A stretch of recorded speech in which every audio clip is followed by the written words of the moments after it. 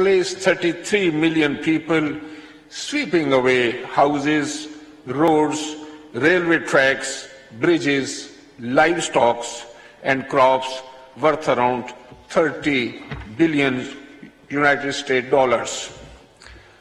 I would urge upon all participants to avail this opportunity to especially focus their deliberations on this grave global climate change challenge to human security. The floods come as the climate emergency continues to wreak havoc across the globe. Europe is confronting its worst drought in 500 years.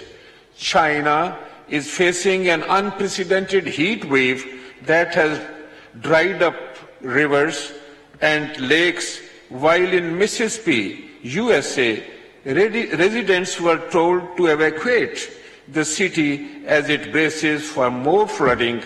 The Climate Change Risk Index of 2021 reports that Pakistan is ranked 8th among countries most vulnerable to climate crisis, despite contributing less than 1% to global carbon emissions. The United Nations Secretary General, Honorable Antonio, who visited our flood-ravaged areas on the weekend, said, I quote, "It is unimaginable. Today it is Pakistan. Tomorrow it could be your country. Wherever you live, this is a global crisis. It requires a global response." He identified a two-pronged strategy to prevent such catastrophic effects of climate change. Firstly, he called upon G20 countries to immediately boost their national greenhouse gas emission reduction targets every year.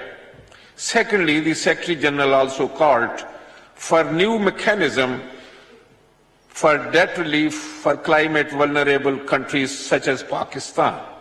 He was advocating for debt swap, in which the debtor nations, instead of continuing to make external debt payments, would make payments to finance climate projects at home. He urged for prompt action by the international community, especially the elected representative world over, as he concluded, "It is a question of justice. Pakistan is paying the price of something that was created by others.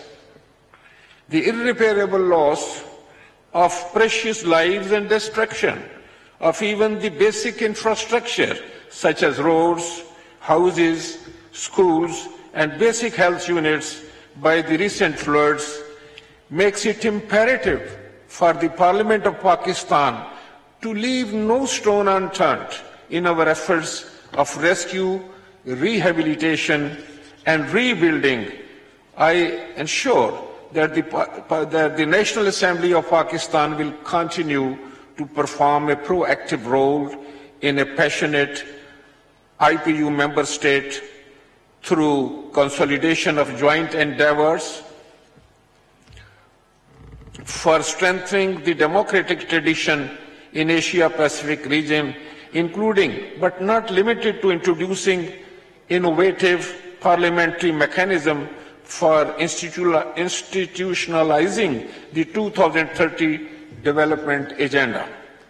The parliaments are the citadel of people's aspirations that utilize their recognized authority through numerous parliamentary tools of representation, legislation and oversight of the executive, especially with regards to human emancipation of vulnerable strata of society. In this context, I am looking forward to this seminar's conclusive outcome for the benefits and mutual good of all people living in the Asia-Pacific region at large. Lastly, on behalf of the people and the Parliament of Pakistan, I wish success to all the learned members of Parliament from the Asia-Pacific region, the parliamentary delegations, all national as well as international dignitaries and area experts attending the third regional seminars for the Asia-Pacific region Parliament on achieving the SDGs. I look forward and hope the outcome document of the seminar will surely provide concrete way forward on all of the crucial themes under discussion, especially with regards to the dire threat of global climate change that endangers people beyond borders and nationalities. Long live our continued passion and joint endeavors towards an integrated set of way forward for implementation of SDGs besides the challenges posed by natural calamities, man-made disasters, and the COVID-19 pandemic. I thank you all once again, ladies and gentlemen. Pakistan Zindabad. اسلام آباد میں international parliamentary union Asia Pacific کا seminar جاری ہے. اس سے speaker قومی assembly راجہ پرویز اشرف خطاب کر رہے تھے. انہوں نے بتایا کہ سیلاب سے 3 کروڑ 30 لاکھ افراد متاثر ہوئے ہیں. ماحولیاتی تبدیلی سے دنیا کو حدت کا سامنا ہے. انہوں نے بتایا کہ چین کو شدید گرم موسم کا بھی سامنا ہے. Highlight developing countries of endanger of climate change, negative effects on their economies, and responsibility of the rich nations to take corrective actions. And I am grateful to the President that he has accepted to help us to bring this agenda item.